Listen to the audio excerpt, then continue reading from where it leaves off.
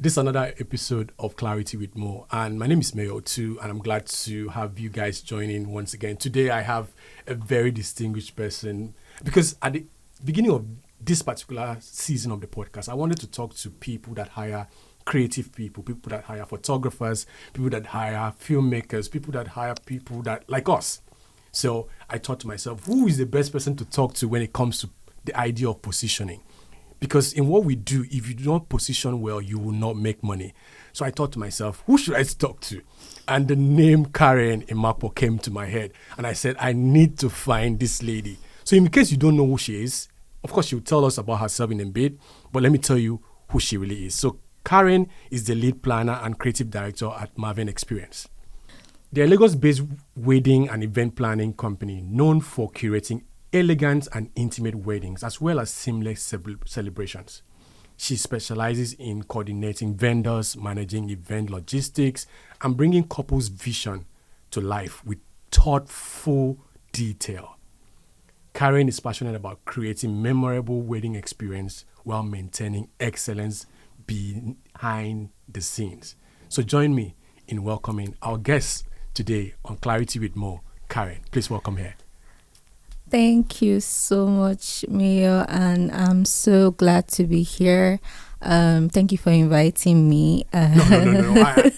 I'm glad that we finally could do this. You know, it's been months coming. Months. Yes, it's been months, and finally the day is here. So, hallelujah.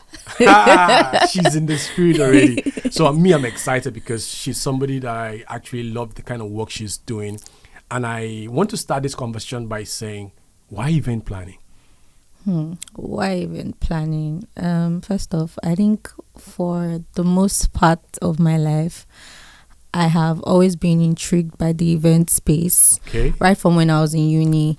Quick backstory. I have a degree in agriculture, but even while I was in uni, I think it was in 100 level or 200 level, I started an ushering agency. As early as 100 or 200 level yes, in the university? I didn't know much about the event space then, but I don't know. I don't know what's for the passion, to be honest. It was after I left school that I started exploring other things. So I had like a Pinterest board where I would see some flower arrangements, some just different things about the event space, and I would save them up until when it was time for a friend's birthday. Then I'm like, you know what, can I plan your birthday? It was a very intimate, we're just 4. Okay. I was like, can I plan your birthday? And so like, you know what, just do anything you like. Friends like that. I give you free will to do stuff. Yes, she was like, just do anything you like. When I went to check for a venue. I already had a picture of what I wanted to do in mind. Okay. And I went to check for a venue.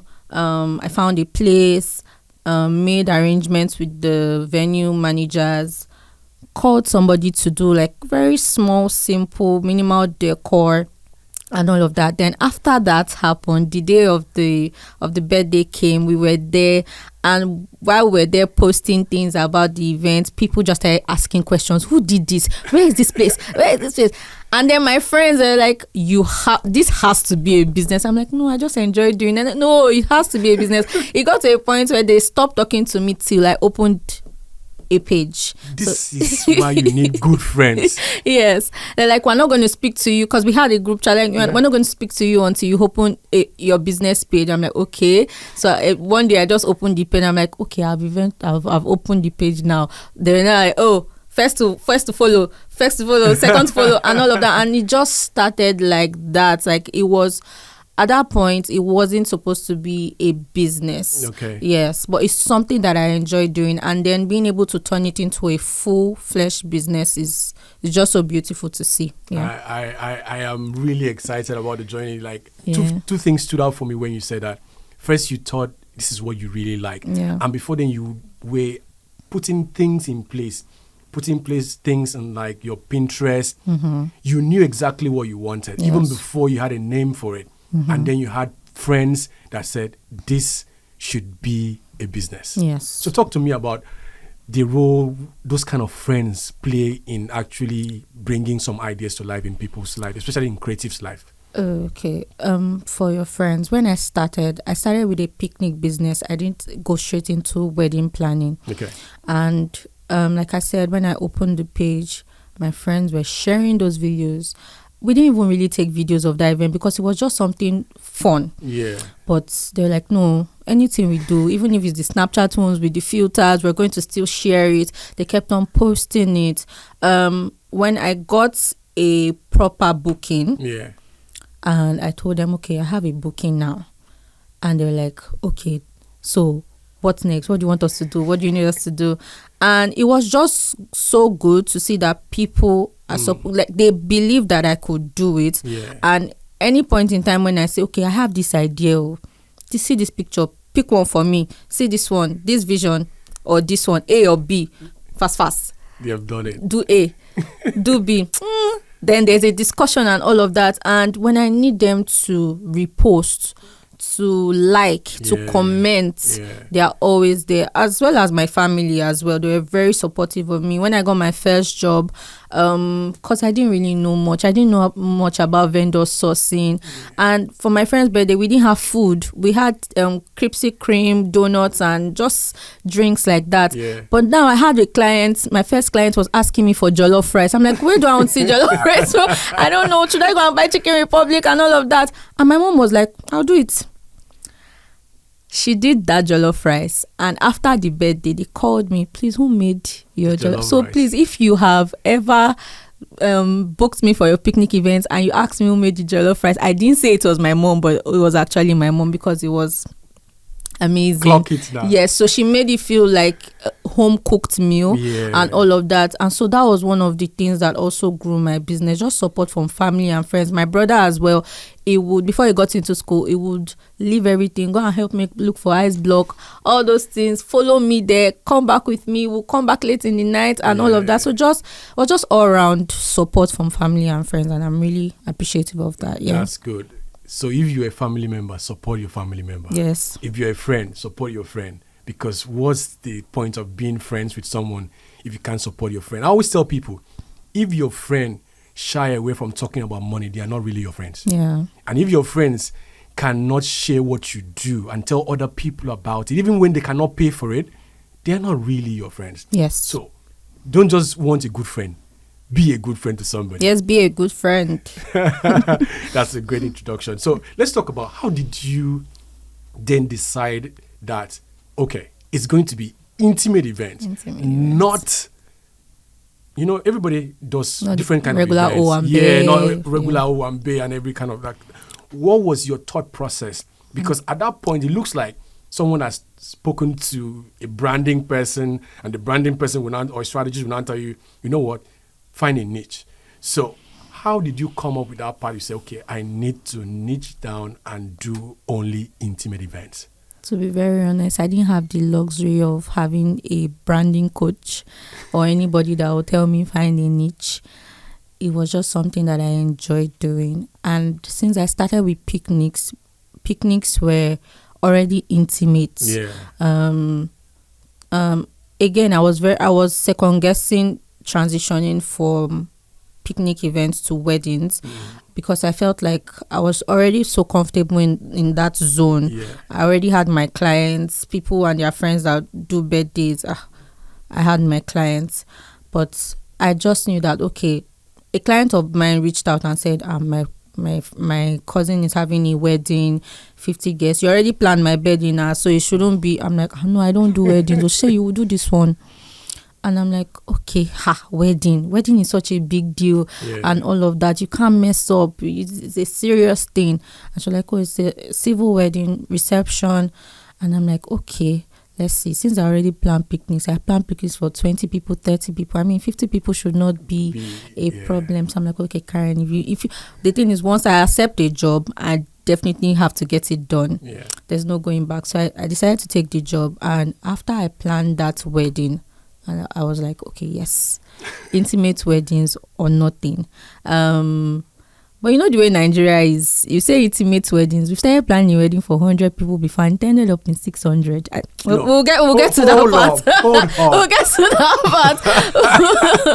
But yeah, so I knew from then that I really wanted something that they were just family, friends, something that promotes that kind of environment, the warmth, the coziness, the friendly ambience that intimate wedding gives. That's something that drew me into that industry. It was just so beautiful. It was, I think my first wedding was an evening wedding, and it was just, which is very unlike the Nigerian very kind relaxed. of wedding. They came in, I think the groom even wore a round neck shirt, the bride just wore something simple, friends came in, games and all of that. I'm like, okay, yes, this is where I want to be. Yeah, so I think that was what sold intimate weddings for me. So, talk us through that first wedding. And then you now contrast it with the one you mentioned that you planned for 100 and over 600 showed up. Okay. So that first wedding, it was quite warm. Yeah. So much friendship in the room. Family, you could feel the bond. The bride and groom had like their best people there. It wasn't so much, decoration was not a lot. We just had string lights. We had the tables and the chairs, and we didn't have so much decor. There was no photo area per se. It was just a welcome stand. But beyond all of that, it looked really good. But beyond all of that, you could see that they were genuinely having fun. There was no rule. There was no rule that they had to do this at this particular time. Yes, you need to call chair. There was, I don't think there was even a chairman. Yes, and so for me that was very beautiful. Like if I'm going to be planning a wedding, I like couples that say, "Oh, this is what I want." Okay, before I move to we have a wedding coming up. There's no cake. Yes. Wow. Okay, yeah. So, there's no cake. How would you explain to a Nigerian parent that you're going to do a wedding and you don't want a cake? I support it. It's what's that thing they do on TikTok? I'm not in support. It is my wish. When I see couples that everybody is going left, but then they want to go right, I love it so much. So there's no cake. And it's not like it is a low budget wedding or anything that they cannot afford a cake. They can very much afford a cake, but they're like, we don't like cake, so we're not going to have a cake. I'm like, yes, bam. Wow. No cake. So there are just things like that. Those are the kind of things that also draw me. You don't have to make any rules. No, my family members. There's that too. So now to your second question. The second one, 600. So this couple reached out to me, and before I even go into the details of that wedding, that is one of my favorite weddings, regardless of how the numbers how it ended. One of my favorite weddings. In fact, we're still friends till today. They reached out to me. They were both outside the country. They reached out. They wanted to plan their wedding, intimate wedding, maybe 50 people from the bride side, 50 people from the groom side. We started. They were trying to convince their parents, our grandparents. I had to go and visit the grandma of the bride. We got talking and all. She was okay with it. Then along the line, Karen, can we add like 100 people? I'm like, okay, no problem. Can we? So my auntie just called me. Is it possible for us to? Like, okay, no problem. But I already saw the signs from the beginning. Because you went meeting with the grandparents and so. Yes, even before I went there, I saw the signs with that. So when it was supposed to be an outdoor wedding, then we moved it indoor. So when we were booking the venue, we booked a very big venue, and the plan was to demarcate it to fit their 200 guests at the time. And that is one thing I like, that I went with my guts for that wedding. So I tried to convince them, let's just book this one. Yeah. Let's just book this one that we are demarcating it. They're giving us the whole space, but we will demarcate it to what we want. The day before the wedding, we still added, I think, maybe 10 tables to that wedding. You guys filled up the hall? We filled up the hall.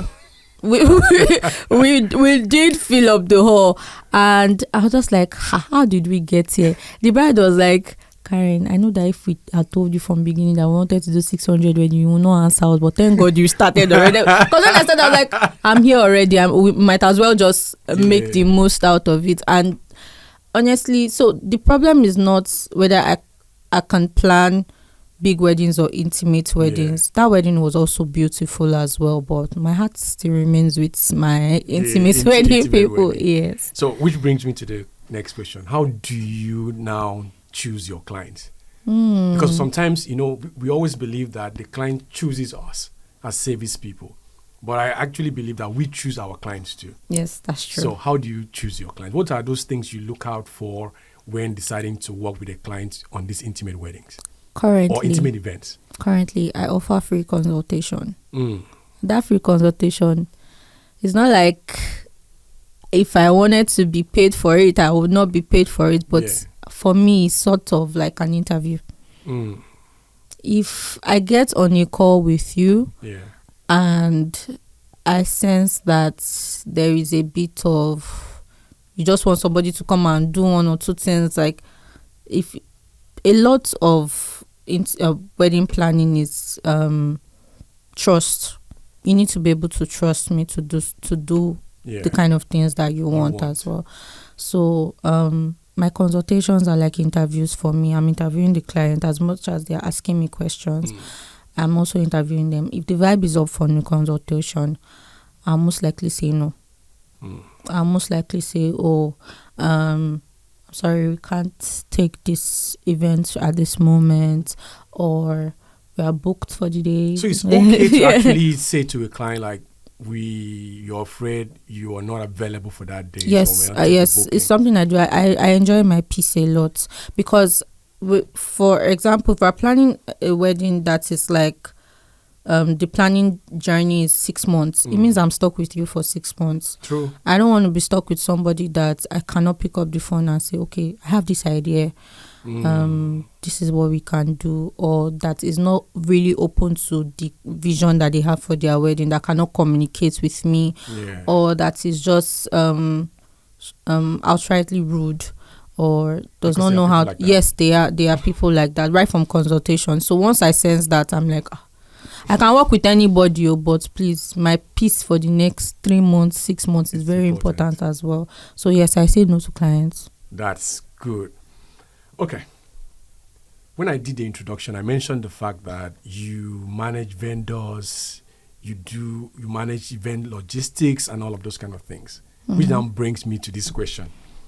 Do event planners have vendor list?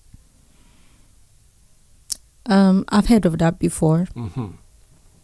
I have people that I've worked with that are really good, but I don't have a quote-unquote vendors list.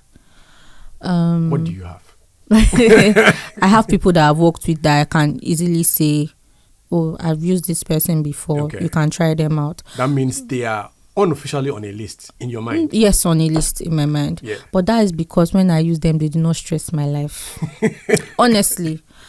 If I work with you and you make things easy for me, you keep to time, you keep to delivery time frame, I don't see any reason why I should not recommend you to somebody else. Very true. Your delivery was good, your customer service was good, the bride and groom shared their review and they said, oh, this particular person did well. There's no reason why I should not share your contact with somebody else or just add you to the list. But I don't believe that you should force vendors on any clients. Give them a recommendation and still give them the choice to choose who they want to go with. Okay. As long as maybe whoever they are going with is not in negative peak. Yes. I have weddings now that I'm using first time people, like for the first time. I'm using them for the first time. Yeah. I think that's how we grow as well. More people are joining the list. So if I get to use one or two people now, work with one or two people now, and they do well, definitely the next time I'm sending recommendations to clients, I'll probably add their names to the list as well. That's great. So my question now is, this one is for you guys. How can we get on that list? What can photographers, what can filmmakers do to position themselves to be on the list of these event planners? Because I think earlier we were having a conversation before we started the podcast where I said that imagine if you have 5 event planners that give you 5 weddings each in a year. You end up with 25 weddings. And 25 weddings is not a small feat. That can actually pay for your life for the year. Do you understand? Yes. So how can these vendors, my very primary constituency, photographers, filmmakers, how can they position themselves to get on the list of these event planners? What are the things, the green flags, and then the things that won't get them on the list, the red flags? For green flags, I believe that because we get a lot of these people on Instagram, we meet a lot of people on Instagram. They are videographers I've never worked with before, but I have them saved. Okay. That if the opportunity comes, if maybe I have 2 weddings and then we need another person for that same day, I will reach out to this person because I've seen their work. But when I now see your work is good. So your portfolio has to look good. Yes, it has to look good. Because that's the first thing. If I have somebody that is saying I'm a videographer, I cannot tell my client I have a videographer, okay, please send his Instagram page. It does not have. So I have to work with something that they can see first. Yeah. Then when we go past that stage, this person has good work on their social media, and I get to text them. The response that I get is very important as well. First of all, some people will not reply you for like 2 weeks. You see yourself. You people reply DMs. No, you wait for 2 weeks. So that means if they don't reply their DMs in 2 weeks, they might run away with your deliverables. Yes. Yes. Yes, because why are you a business person and you don't respond in 2 days, 3 days, 2 weeks? That's a very big red flag for me. And then when clients are asking me, oh, you said you wanted to reach out to this person, he has not replied though. And that goes, even if you are busy, oh, I'm so busy right now, can we connect, like are you available for a call in the evening? And we can have a call. You tell me that I'm going to be available on this day, let's get on a call on this day. We can schedule a call for that day. But you see some people, they don't respond to their message, and when they respond, they are not even apologetic. They respond. You just walk into the room like they respond to you and they say, maybe you say, hello, good afternoon, I want to make inquiries, because I like to send messages in full. I'm not the one that will say hello and go away. I'll send a message in full. So when you see it, I expect a full response as well. True. So hello, good afternoon, I want to make inquiries for this date, It's a traditional wedding with clinical guests and all of that. And I'm waiting for a response, and day 1, no response, day 2, no response, day 3, no. Maybe day 4 comes and you're like, hi, available.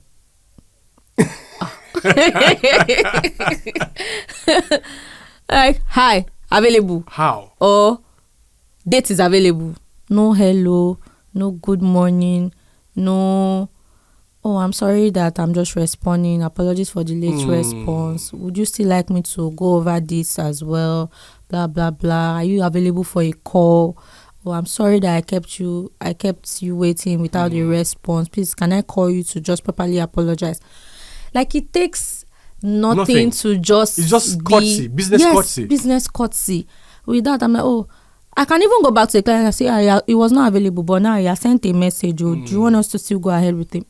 Yeah. And most of the time, clients are like, whichever, if you feel like it's okay, we can go ahead with him. So I don't know. That one is definitely a red flag. So number 1 is they need to have that portfolio. Yes. Number 2, they should be reachable. Yes, they should be reachable. And number 3 is like they need to be able to communicate. Yes. Wow. Yes. So it's not just about having a portfolio. You need to be able to communicate and be very prompt at that. And have business courtesy. Yes. Why do you just come and put one-liners? Yes. No. Yes, available. There are lots on my phone. Yes, available. Okay. which now brings me to this part. I always tell my mentees, try to pitch event planners, because sometimes they might not actually, because like you said, there are lots of people on the internet, a lot of people on the social media platforms. Can you say the success rate of the people that have pitched you? Have anybody pitched you, like send you a DM by themselves, or introduce themselves, this is who I am, this is what I do, look at my portfolio here, I wanted to know if you can work together sometime? Have you seen something like that? Is there something, if you've seen something like that, does it work? Yes, it does.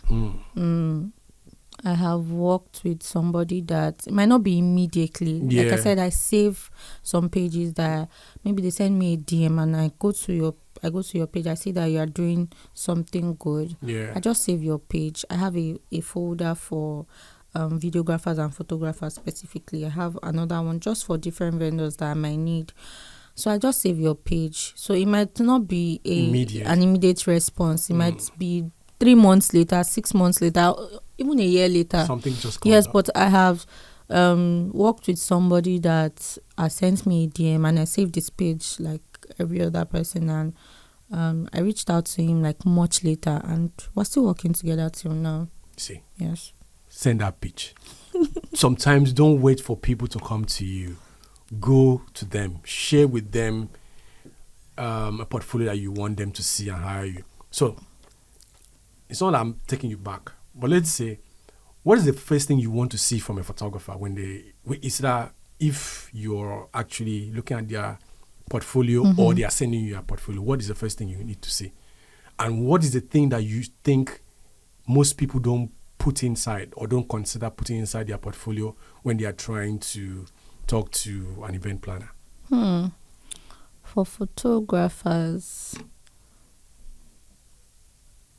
I want to see that you are evolving. When I go to your page, if I scroll to the end of your page, I want to see that what you were doing like a year, 2 years ago is not the same thing that you are doing now. Like there's a visible growth in the things that you are doing. I also want to see behind the scenes. I know it's just pictures, but I want to see behind the scenes. I want to see testimonials from clients as well. I want to see day in my life or day in the life of get ready with me to photograph.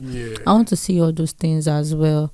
I want to see comments from people that you've worked with before that would say, just on your Instagram, that would say, yes, yeah. I want to also see like relationship that you built as well. So these are the things I look for. Beyond the aesthetically pleasing pictures, yes, I look, because when I'm seeing wedding pictures, seeing, but I want to get to a point where there's a testimonial, where there's a video. I want to be able to see your face on your page. Okay. So yes. What you're trying to tell me is that after all of this beautiful portfolio, you want to connect with the human. Yes, exactly. The person that is the photographer, not the work, the picture itself. Yeah. Is that what you mean? Yes. So how best do you think photographers can actually make themselves connectable to people? Like you mentioned the BTS, you've mentioned the Get Ready With Me. What other ways do you think they can do that? Basically, I think that's right now, that's like the best thing to do. Maybe constant story posts, question and answer to connect with people, video reviews, hot takes, to and also maybe having like a live session with a fellow photographer, just talk about things. I might not join for too long, but I know that this person is doing something. Yes, things like that. But the ones that are most common will be the short videos, reels, BTS, all those things. Yes. That's good. Let me ask you this one. From your perspective, what's the biggest misconception photographers have about what makes them referable to top-end clients? Okay. Biggest misconception. Yeah, that photographers have when they think, oh, this thing will make me referable, or this is why I'm not referred. What do you think is that misconception? Let me say, for example, someone would say, I have a good portfolio, but the person is not a good human. But the misconception is that I have a great portfolio. I can make good photographs. Yes, My pictures are good. Yeah. But you are not a good human. Yeah. Maybe it's because when they sent you a message, you did not reply fast. And when you reply, you said, hi, available. It might be that too. And it might just be building relationships, because when somebody sends you a message, you don't know exactly who you are speaking to. You might be speaking to the client directly and not even an event planner. So it can boil down to you just maybe first impression. First impression. You might have like an amazing portfolio, but first impression, maybe you went to a wedding, you were the photographer there, and something happened. Maybe the cousin of the bride or the friend of the bride was already eyeing you that, okay, after this, my friend's wedding, or you definitely take my pictures. And you just do something, and they're like, what kind of behavior is this? You're supposed to be professional. Yeah, they expect that from you, and then you just do something, and it just takes you off their list. Yeah. That's something people will talk about. Have you been in a position where a photographer or a filmmaker does something and you say, oh, this guy is never coming back to my team? Yes. So there was, without calling names, but say what they did. No names. No names. Yeah, so it was a friend's wedding actually. We had created like a vision board of everything that we wanted. Very detailed. The couple, they were very, very detailed about it. We sent it to this photographer, and he just said, "Oh yeah, we can definitely do that." Then delivery came, and he sent something.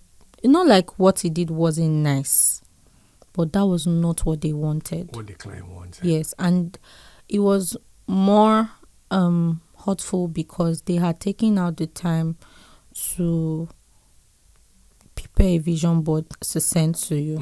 You could have said it there and then, oh, this is not something I can do. But you waited till delivery time, and then you say, oh, but you looked at my page. Say it again. You looked at my page, you saw the things you saw the kind of pictures I take. But you didn't say it. If they send you a vision board, it's because they want you to do something. It was so detailed, lighting angles, contrast, editing style, everything. And you just did something different. And your excuse was? Yes, your excuse was, but you went on my page. You saw what I used to snap before. So why are you now complaining that? I'm like, never. I'm never working with you again. It's as simple as you tell me before the booking, oh, we have our own like presets that we use, so we might not be able to achieve this particular thing. Would you like us to work around it? We might not get this thing exactly. But we can do something about it. Like, he said yes. He even forgot about the vision board. He forgot about the vision board. And just did whatever it was. Everything. When I knew there was a problem was on the wedding day, when I said, hope you remember that there are some poses that this couple want to take. And he says, where? I said, huh? I said, what do you mean? I sent you a vision board now. And you acknowledged it. So it's not like you did not see it. Then say, okay. I'm now, after the pictures came out, I'm very sure that he probably did not open it even on the day of the wedding. So, do you think that if a photographer turns down a job because it doesn't fit their style, they stand a better chance of getting a better job than going in and doing the wrong thing for the client? Yes, they do. I would appreciate your sincerity. And the integrity that you uphold. Yeah, they do. Because most times, because people are chasing Naira, so they do not think about these things. They just want the money I can make now. But they forget that life in business is about relationship. Yeah. People referring you to people mentioning your name in places that you are not in. And if you mess someone's biggest day up, you are an enemy. Enemy is on site. That is so good. That's so good. So let me talk about your best experiences with photographers and your worst now. Because this particular one is one of the worst, right? Yes, one of the worst. I really don't have a lot of bad experience. You're lucky.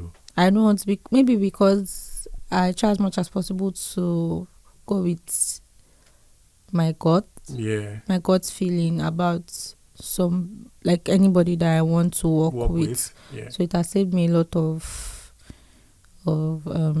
drama. Yes, and I always pray that God I beg.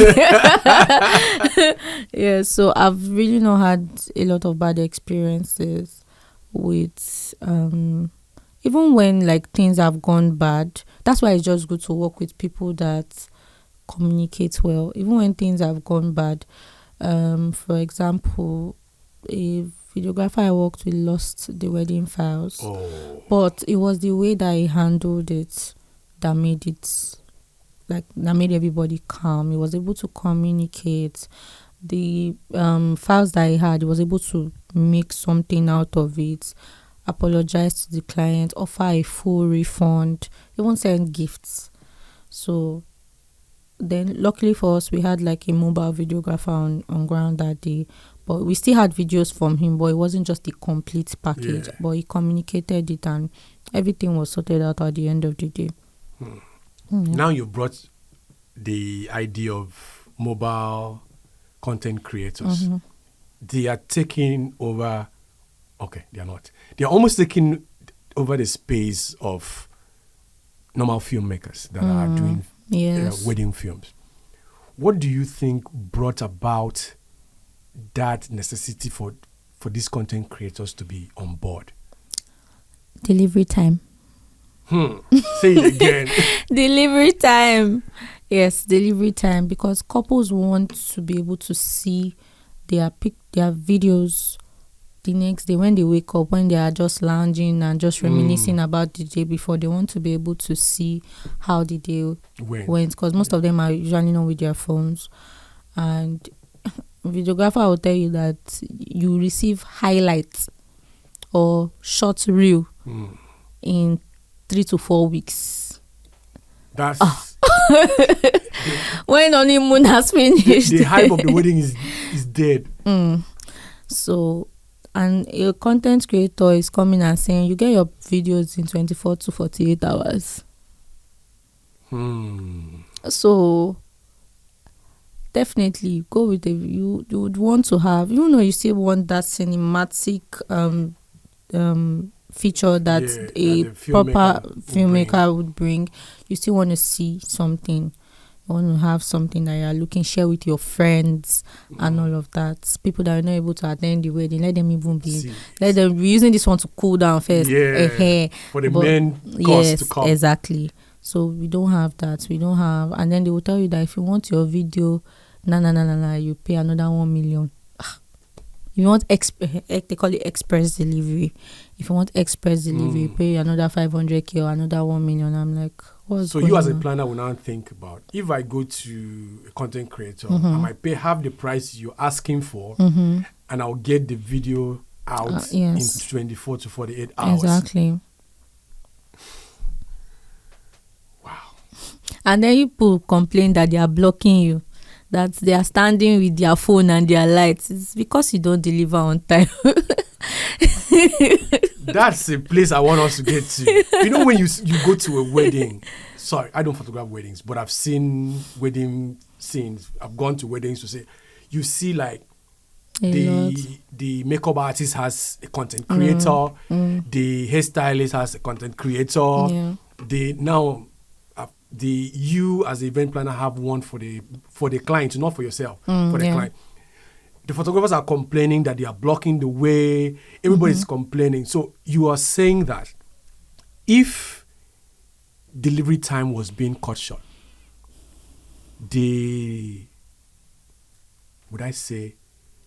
the introduction to the scene of these content creators will not have been there. Yeah. Is that your hot take? We might still need them. Because most of the time they handle like guests, all these TikTok videos and all of that, but they probably would not be as important. They are very important. I don't want to use the word important now. I want to say, what word can I use? They probably might not be needed at the forefront. Okay, the first line. Yes, Yeah. They might be hired and say, okay, I want you to just do TikTok videos for us, for the bridesmaids, the groomsmen, for the guests, like outfit check and all of that. But you see where a couple is saying that, my outfit, or you have to videograph my outfit, but that's like a job for the main videographer. But aside that, first now, I actually want to even say that, you see that thing that everybody has a videographer. Well, it doesn't happen at my events. I make it clear. I don't want to see it. We'll send them out. I don't want to see it, and it's not even. So if we're having vendors meeting, I'll say that, please, if you know that you have booked videographer, your mobile videographer, go and collect your money back, because they're not going to be allowed into the hall.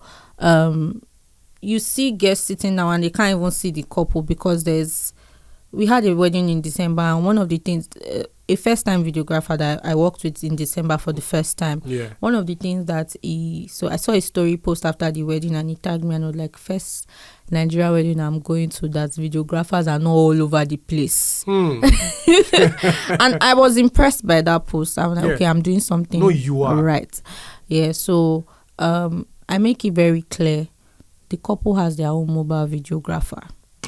If you are not the official mobile videographer for the couple, please. There's no reason why a caterer is bringing videographer to the hall. It's a hot take. There's caterers. There's no reason why you are bringing videographer to come and stand in front of the couple. If you want to take videos of your food, table setting, you can do that. There is no reason why your mobile videographer is coming to the dance floor. Most of the time, you go to a caterer's page, and you don't even see the food that they sell. You see the couple, you see the live band. But I'm in a caterer's page. I should be able to see like food, the table setting, but you don't even see all of that. So I think that was one of the things I saw that I'm like, no, you don't need a mobile videographer here if this is what you are going to be doing. So I just tell them that, no, we don't want mobile videographers all over the place. We can have one that is for the couple, no, not a lot of mobile videographers. Another hot take. What do you think about photographers delaying, or there's how would I put it? There's two school of thought. Okay. There's a school of thought that feels that the wedding pictures should be marinated. It should stay, marinate, did it in style, and comes out maybe in 2 weeks. But there are also another school of thought that say, I can do it now, but they are not those one that is like photographers. They can photograph the first look, second look. Before you get to church, the official portrait is out by the official photographer. What's your take on that? As a planner? If it's something that you can do and we get, like, even if it's not all the pictures, but we get like first look, it would be very much appreciated. It's something that the couple would actually love a lot. Why do you think it will help you guys? Help me or the couple? Because if it helps the couple, it helps you. What do you think? But so the priority is probably like the couple right now. They want to see their looks. They want to be able to share with their friends that cannot attend the wedding. So it's something that if it's possible to do, it would be great. It would be a great add to the service that you're arranging. So let me put it this way now. If I come with that service, would it, of course, my portfolio is good, but I come with this extra service, would it actually move me up your ladder? Like your photography vendor's ladder? Yes, it would. If I'm offering that, the other person is not offering that. Yes, it would, because if a couple should hear that, okay, I'm sending you a list of photographers. There are 4 or 5 photographers on this list. Oh, this one is good. Oh, this one too is okay. This one is okay. This is his rate. And there's I add one more line and say it has a feature where he sends you your first look or sends you a couple of pictures on the same day. Okay, let's look at this person now. let's look at this person. Let's see what is okay, thank you. Yeah. Let's see what is pictures are like. They are more intrigued. They want to see what is going on there. That, how is he doing his picture that we are getting it in 24 hours? Yes. Don't say I didn't do anything for you guys. I just give you scope now. Use the scope. Yes, use it. That Ivoto software. We know these things are there to help you. Use it. Don't allow anybody to bobo you and say, you're turning photography into pa. It's not pa. It's about. Not. If it's great, I mean, I don't think anybody's going to complain. Which brings me to this other part. Do you think that most photographers struggle with doing what is in their head versus doing what is right by the client? Doing what is in their head. Can you give me So like this particular part, it is good for the client that the client might see their face look before the end of the day and get to post professionally retouched photographs that look like what they want, high quality. But because it's not their style, they, even when they have the facility and the resources to make that happen, they don't want to make that happen. So that's what I'm saying. So they tilt to what they do. Okay, like to promote personal branding. Instead of trying to service the client and do what is best for the client. How about you do both? Okay. Okay, what if the one that is probably going to, the 24 hours one or the one that is faster, you don't give a lot of pictures, just a few that they can just post? Short highlights. It can just be one main picture of the bride and groom, one of the groom, one of the bride, and maybe one of the family, and that's all. So at least you have something.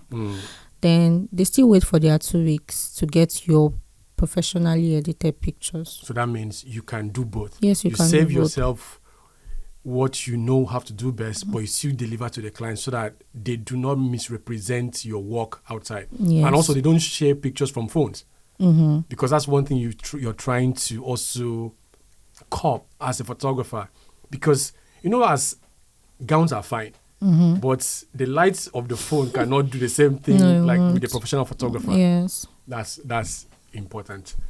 So let's go back to what you really do. Okay. So on these days, walk me through like the wedding day. What's like the routine from waking up to the end of the day? What's that day like for you? So a wedding day actually starts the day before, because most of the time if we have a wedding, let's say we have a wedding on Saturday, on Friday you have to be there to see what's going on, to make sure that all the things that maybe rentals, the hall is accessible for people that are coming to set up. And sometimes you leave a wedding set up late in the night, sometimes in the morning, maybe 1 a.m., 2 a.m. Yes, just because you need to know that everything is in place. Yeah. Then the morning of the wedding, if we're having a wedding that is supposed to start by, let's say, 12 noon or 11 a.m., it means that the bride is going to be up from, say, 5. Yeah, and then there's makeup, there's hair, there's gele. That takes a lot of time. Oh yeah, it takes a lot of time. And so in the morning, once I'm up, I'm going straight to the bride's location, the couple's location, their hotel or a service apartment that they're staying at, just to make sure that the timeline is being followed. We have coordinators definitely to just oversee different parts of the wedding, which is very helpful. And they can always drop updates. Oh, this is what's happening now. This is where we are at now. Send picture references and all of that. So wake up, move to the hotel, show face, hype them up a bit, make sure that the our vendors that need to be there, photographer, videographer, they are on time, they are doing what they need to do. Make sure that the makeup artist is not there taking pictures when the bride is supposed to be dressing up. Yes. So once I see that everything is going on smoothly and we are still on track in terms of our schedule and all of that, I leave the space, and we always make sure that the hotel is like 10 to 15 minutes away from the venue. If we can even see 5 minutes, we'll take it, but because it's just easier that way. So at least 10 to 15 minutes away from the venue. So if I need to even come back, I can easily come back. Yes. So go to the venue. By this time, I'm expecting that table is already set, lights are up, sound is there, everybody that needs to be on ground that morning is on ground. Then do small quality control, check all the things that needs to be checked. And if I want to go back to the hotel, I can, but most of the time if they're already doing what they need to do, I might not need to go back. I just stay at the hall. The coordinator in charge of the couple can give us updates. Okay, this is what they are doing now. They are going to leave by 10 a.m. So if the couple, if they say they want to have pictures in their hall as well, empty space, we clear out the space before they get there so that they can do that and start immediately. One thing I would say I pride myself in is early start time. Blow your trumpet. See, you cannot. I wanted to book a makeup artist one day, and then I told her, you can't be late. You cannot be late for a Maven experience wedding. And so but if we come and then it's the bride that is delaying, I say my bride cannot delay you. I promise you, I put it to you. I put it to you that my bride cannot be the one to delay you. And I've worked with people that would say, hairstylists, makeup artists that would say that you are always early, yes, because from the moment you book me, I'm always telling you that this is it. If your wedding is going to start by 12, this is when you are going to wake up. Actually, you want your picture.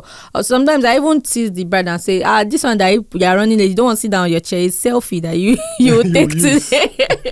I will just laugh about it. But so we make sure that everything is on time in check. Even though we have some small technical difficulties sometimes, make sure that other things are going on while that is being fixed. Then it goes, the wedding starts. If it's a traditional wedding, Alaga takes over. After that, MC they do their thing, food, drinks, and we just follow the already prepared timeline. Dance. Then I make sure that the couple leave the hall before I leave, and make sure that they've packed all their things, and I will see them. We wave. Then after that, going just check around. Then I can leave as well. Then go back home and rest. Okay, now let's talk about how people can book you. Okay. So walk us through that your onboarding process. This is the first thing you do if you're looking for maybe an experience to be your planner. These are the things we do. These are the things we do. So walk us through that process. Start like saying, this is how you book Maven experience. Okay. Yeah. So that we know the timeline.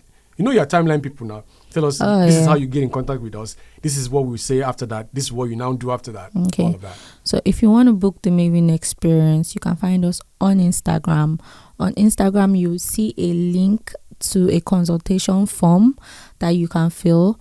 And if you want to send a DM, that's also open. If you want to send a direct WhatsApp message, that's also open. So all these three platforms you can use to reach out to us. So once you reach out to us, we expect that you have, even if it's not the full information of your wedding, because we would need something like a basic information to be able to build up what you have in mind. So at least your guest size or approximate guest size, estimated guest size, a tentative date, because some people come and just say 2027. 2027 when? So yes, at least a month or a specific date. If it's not specific, a tentative date as well. And once we see that message and your budgets, I don't know why people don't like to say their budgets. Maybe they think that. Sometimes, you might think, you might be overwhelmed. Like, am I too high or am I too low? Yeah, so once we book, that is also what something we discuss on the consultation meeting or call. So even if you have like a tentative budget, we are able to tell you that, oh, this is a good place to start. If it is too little, we would also inform you, because you have to tell us your vision first before we tell you what a reasonable budget would look like for your wedding as well. So it's easier when everybody is clear on what their expectations are, and then we can also, most of the time, we walk our clients through what the market value of different things would cost, like what a photographer would cost, what a videographer would cost, and it helps them, because some people come and say they want wedding of this million, and by the time we give them a breakdown, they say that, oh, we need to go back to our drawing board and now like up our budget and come back again. Yes, so that's how to reach us. And once that is done, we take off. We take off, and then we start the planning process from the day you officially decide to go with the Maven experience till after your wedding. Not on your wedding date, after your wedding. So make sure that everything has been concluded before we leave you alone. Sometimes I go to my client and I'm like, oh, sorry, I'm here to disturb you again. So yeah, that's how to book the Maven experience. That's our process. You guys have heard. That's how to book them. Don't go and tell them your own. What's that in there? So our Instagram page will be this on this part of the screen. Yeah. Below. Okay, so thank you so very much. I really enjoyed this conversation. I think it's even opened my eyes up to a lot of things I never thought about before now. And I hope that the people that are watching would also learn a lot from it. Not just the vendors themselves, but people that are looking to get married will also learn a few things that you've shared here. Which takes me to this other part as we are ending. Okay. So I call it fire questions, right? Okay. So I'll just ask a few questions. Some of them you answer straight words. Some of them you just make sentences. Are you ready? I'm Frank Edowo now. Are you ready? Okay, the first one is go general or niche down. Niche down. Why? It makes people that are coming to meet you know why they are coming to meet you. Perfect. Yeah. Number 2, what's the myth that vendors have about event planners? That they are always putting their preferred vendor, like they have a list that maybe if you don't book people on their list, they'll block out your job. Maybe event planners have their favorites and they block out other people that want to work with the clients, or the clients' recommendations, just so that their preferred vendor would be on that team. So I've heard that. That's a myth. Yeah. The third one is, what's the one question every aspiring event planner should ask themselves before they start? Why? Because this work ain't no easy. It's stressful. People see the BTSs and they just feel like we're having a good time. I checked my steps the other day at an event. So I think it was last week. I checked my steps for an event we had, I think, sometime in January. I say, hey, I walked this much. I was stressed. My legs were swollen and all of that. And even beyond that, there's a lot of brain work. You need to be able to manage human emotions. You need to be able to communicate when a bride says, I want this, but you know that this thing that this bride is asking for, realistically, it's not going to work. You need to be able to do that. You need to be able to create timelines. You need to be able to have basic understanding about decor, mood boards and all of that, so that nobody will come and tell you A and it is B. Yes. So there's all of that as well. Number 4. If you did not do wedding planning, what would you be doing? Wedding planning. You will allow me to learn. So it's wedding planning or wedding planning? Yes, I really enjoy it. Okay. The last part, I always ask my people, so what's the place of faith in the work that you do? The place of faith. The Holy Spirit has really helped.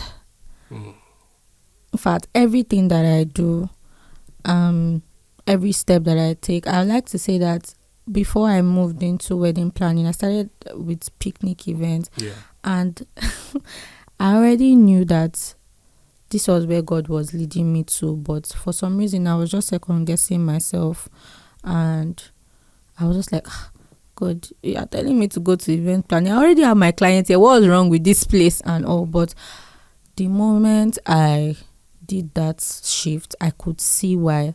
Then I was like, hey, why did I not just enter these places now? So there's that. And before every event, before every call, I just say a short prayer to just like saturate the atmosphere, make sure that me and the client were aligning. Even when there's like a bit of background conflict, I just like speak over my client as well, that okay, there is clarity for them, there's funds. Wedding planning comes with a lot of, oh, I didn't know we're going to pay for this, why is this one expensive? I just want to make sure that you have clients that throughout the wedding planning process, they are also happy. We have something in our timeline where we do, and we say, okay, for so weeks you are not planning weddings. You people should just go out, enjoy yourselves, talk to each other, no planning and all of that. And in that time to just pray. If we are working with maybe a Christian couple and they are open to us, maybe before we start a meeting, just say a short prayer and all of that. That's one. Before every event, like the event day, I make sure that before I leave my house, I pray over that event. When I get to the hall, I pray in the hall as well. Just go around, speak all the positive things that you want to see, and even if there are challenges, ask the Holy Spirit to take control and give you problem solving skills for that particular day as well. So God has been so good to us at the Maven Experience, and we do not even take that backing for granted at all. Yeah, that's so good to hear. It's so good to hear. So the last one, is there something you wanted to talk about I didn't ask? I know. I think we've had a time. We've had a time. The time was hard. A time was definitely hard. I was quite nervous before we started, but I mean, it was a beautiful time, and I think we covered a lot. Thank you so very much for honoring us. And look to this camera and tell the photographers, give them one advice before we go. Photographers, you are very important. We love you, but please, when we give you timeline, help us follow it. When we say come by 7 or come by 8, please be there by 8, be there by 7. It helps us. So that when the bride is about to change, that's not when you now start saying, no, I have not gotten my shot. I've not done this, I've not done that. So please help us and give us our pictures in time. Give us our frames in time and our photo book in time. Thank you so much. Thank you so much, Karen, for coming. I really had a blast with this conversation. Thank you so much for having me. And you guys, you know what to do. Go to Instagram, find her page, go support her. Yeah. Anyway. And if you're a photographer, you know now how to pitch. Don't go and fill her DMs. Do not go. I'll only take my mentees to her. If you're not my mentee, you can't go to her. But to the rest of people, use all the information you've heard from this podcast today and use it to actually expand your business. Do well by your clients. Do well by yourself. And yes, let God help you build a business that is more profitable and, of course, very sustainable too. So thank you, Karen, for coming today. Thank you so much, And to the next one, you guys know what to do. Subscribe to the channel and bye.